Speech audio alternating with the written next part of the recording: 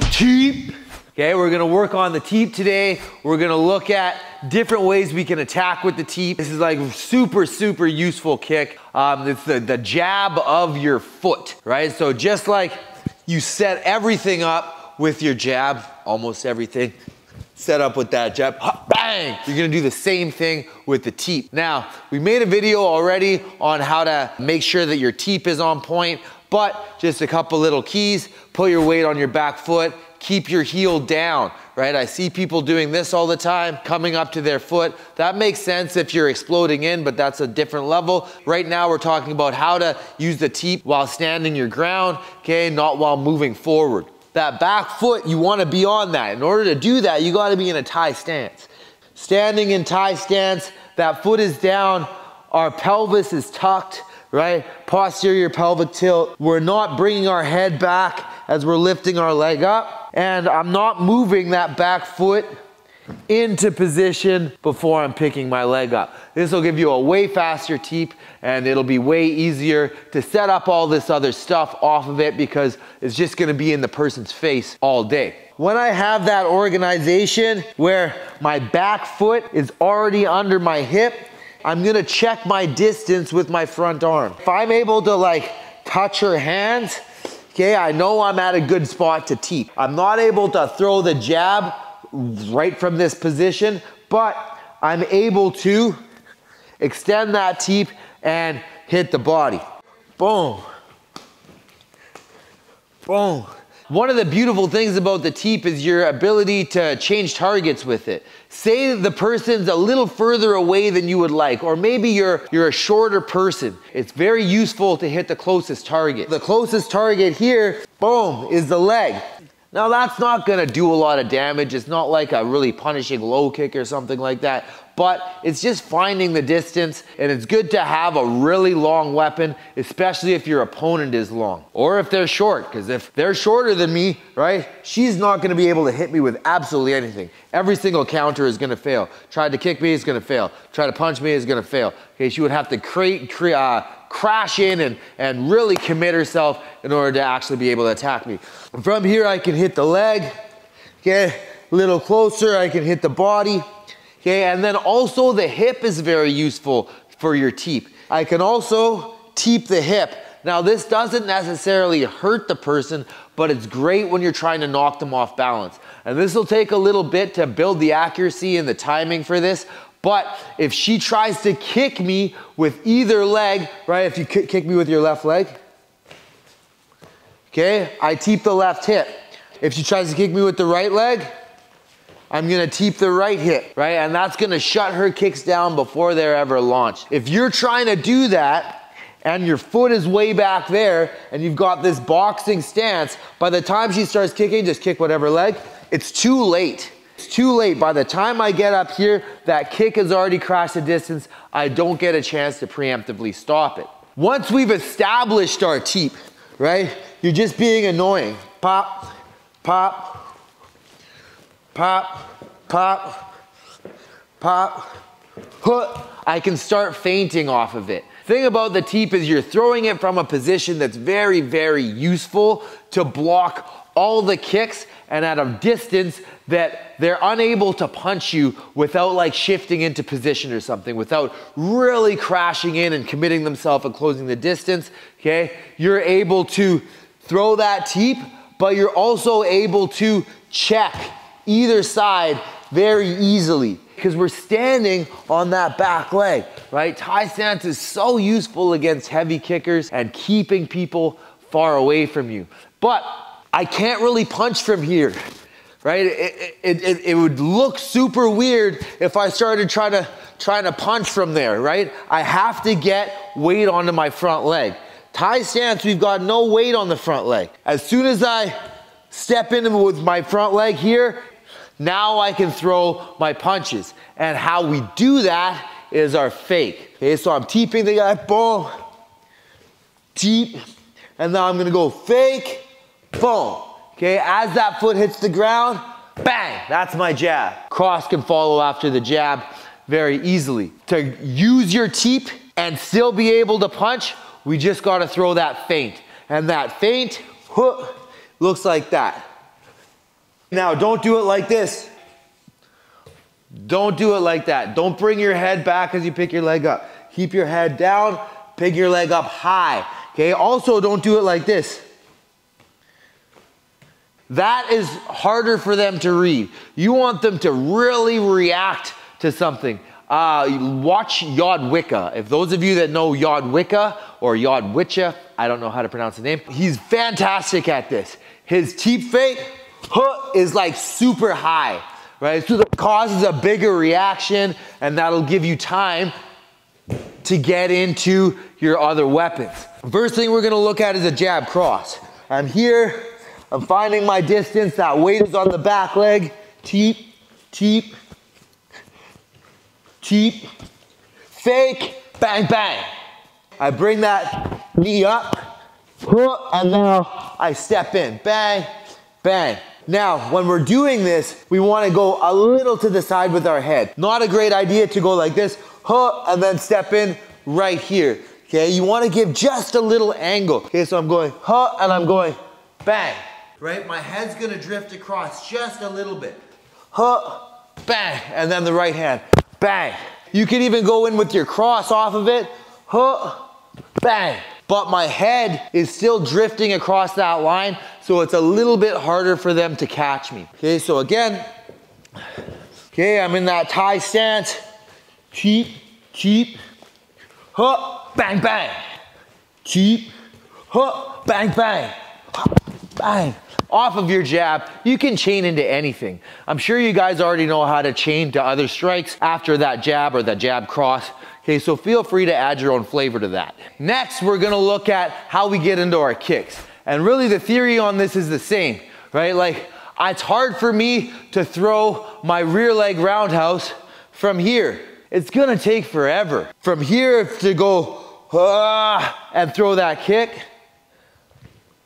all of that takes so long, right? Which is why southpaws, it's better to stand on your front leg, because then that kick can just get fired all the time. But if you're in closed stance, or southpaw, same thing. If you're in closed stance, your weight is a lot of the time better on your back leg, okay, in this Thai stance. In order to be able to check the kicks here, okay, you still can check that side, and you've got that teep right there for attacks. So now we're gonna use that same fake, teep, fake, and I'm gonna step down, boom. And now that rear leg, boom, head kick is gonna come up and across. Teep, fake, and bang. And teep, teep, teep, fake, and bang. Teep, teep. One good reason to use this is because a lot of the time, the person will try to parry your teep. Closed stance, they're gonna use their lead arm to try to parry it like that. Just parry the teep. Okay, notice what happens to this hand and this shoulder, okay, when you teep a lot of time, yeah, they're gonna parry that across there. So she's bringing her hand down. That makes this spot up here available. So I go teep, bang, scalp kick them.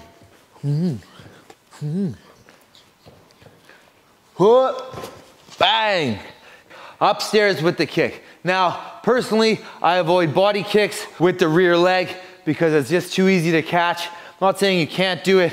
You can, but it's way better in the open stance. I'm gonna make a video very soon, not right now, not in this video, but I'm gonna talk about it very soon in a future video of how to use your rear leg roundhouse kick and the best and most available targets for it. If you want that, link right there. Okay, now we need to be able to use our left leg. And this is the leg that's faster. This is a way faster leg for the roundhouse kick. And in the closed stance anyway, this is the better spot to hit because you don't got to worry about shoulders and all that. You can kick the body, you can kick the head, doesn't really matter, but you want to do it off that same fake. Okay, now the beauty of this is your weight is already in the right place. It's easy for me to kick with this leg, right? I could do it without even a switch.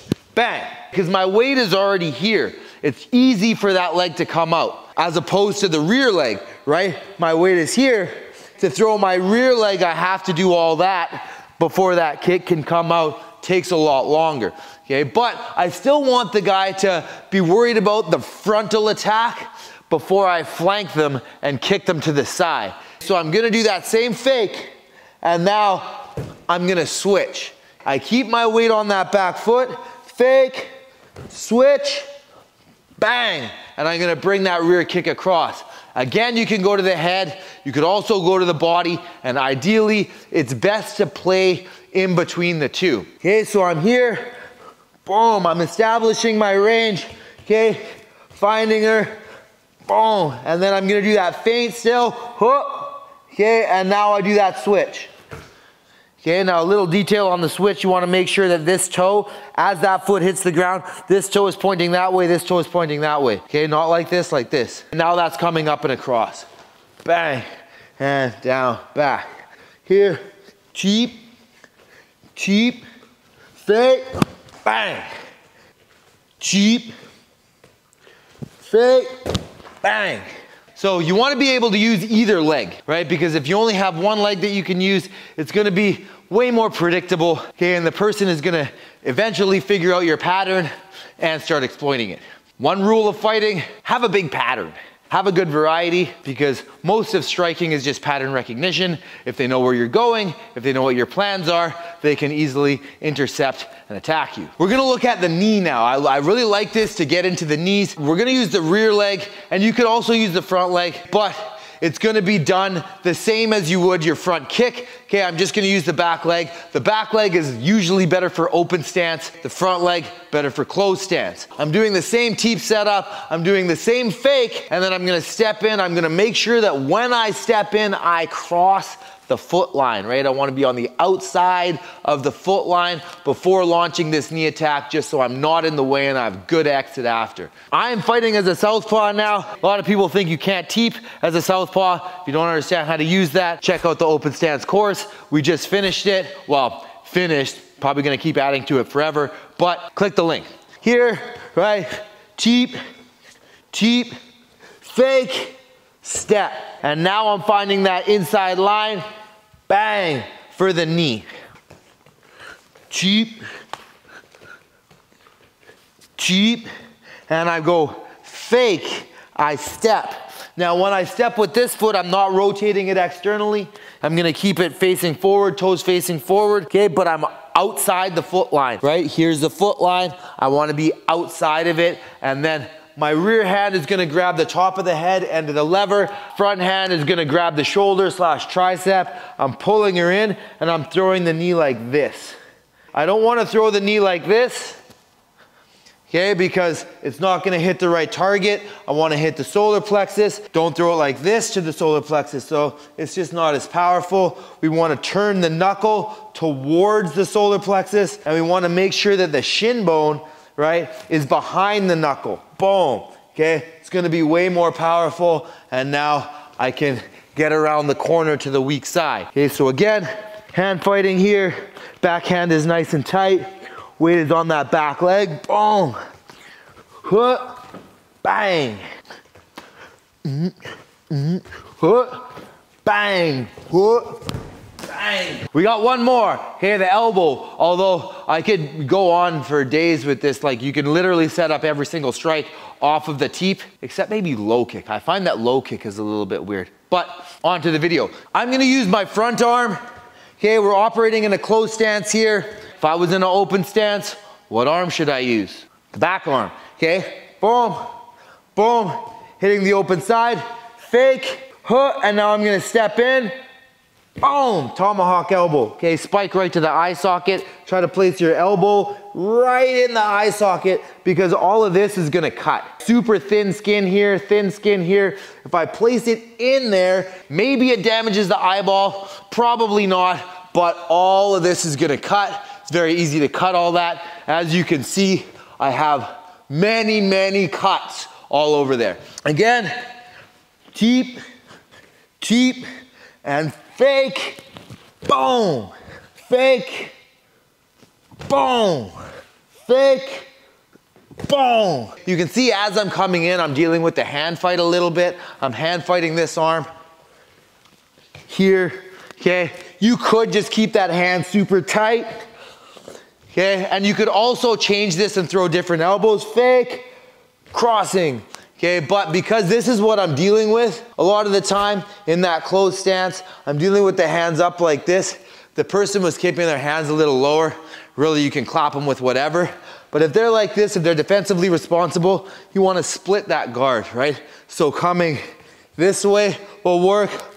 Also, that way will work. None of this stuff will work unless you use your TEEP properly, right? So the most important things in this video is the structure that you're creating with that TEEP. Weight has got to be in the heel, okay? Anytime I put my weight on my toes, right, easy to blow over. Great for mobility, bad for being grounded and balanced, okay? So I want my weight in that heel. I want my hips tucked under, posterior pelvic tilt. And now that front leg is super light, so it's just kind of bouncing there.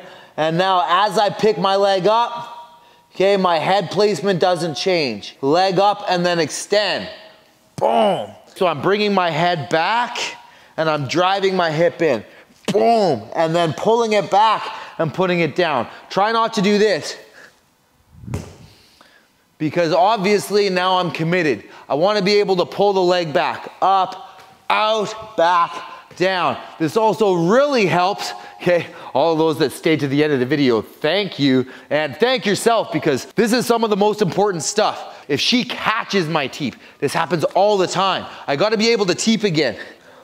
Boom. Now I'm in a problem. If I was doing this, okay, she's gonna be able to sweep me easily, pull me into her strikes. But with my weight here, I can just TEEP again. Anytime somebody catches, get out of there. As long as you have good placement, good weight placement, you're able to always throw another TEEP, okay? And this is a really good exercise